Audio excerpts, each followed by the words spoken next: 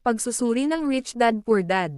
Ang Rich Dad Poor Dad ay isang makapangyarihang aklat ni Robert Kiyosaki na naglalayong baguhin ang pananaw ng mga tao sa pera at yaman. Sa pamamagitan ng kwento ng kanyang dalawang ama, nagbibigay ito ng mga aral na maaaring magbukas ng isipan tungkol sa tamang paghawak ng pera.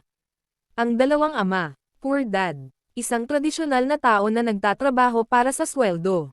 Naniniwala sa matibay na edukasyon at pagtatrabaho sa isang kumpanya. Nakatuon sa seguridad ng trabaho at mga benepisyo. Rich Dad, isang negosyante na nagtuturo ng mga prinsipyo ng yaman. Nakatuon sa pagbuo ng mga asset at investments. Nagtuturo na ang tunay na yaman ay nagmumula sa mga oportunidad. Mga mahahalagang aral. Edukasyon sa pananalapi. Huwag umasa lamang sa tradisyonal na edukasyon. Mahalaga ang kaalaman sa pamamahala ng pera.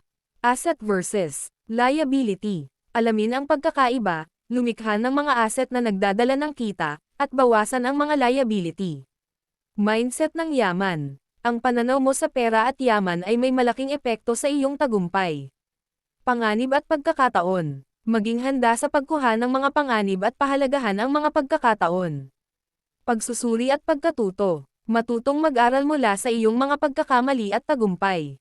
Paano mag-apply ng mga aral? Mag-invest sa sarili. Mag-aral ng financial literacy, mga kurso, at workshops. Simulan ang negosyo. Maghanap ng maliit na negosyo o side hustle upang mag-practice ng entrepreneurship. Mag-ipon at mag-invest. Maglaan ng bahagi ng kita para sa investments at savings. Palawakin ang network. Makipag-ugnayan sa mga taong may parehong layunin at interes. Ang Rich Dad Poor Dad ay hindi lamang tungkol sa pera kundi pati na rin sa tamang mindset at pananaw sa buhay.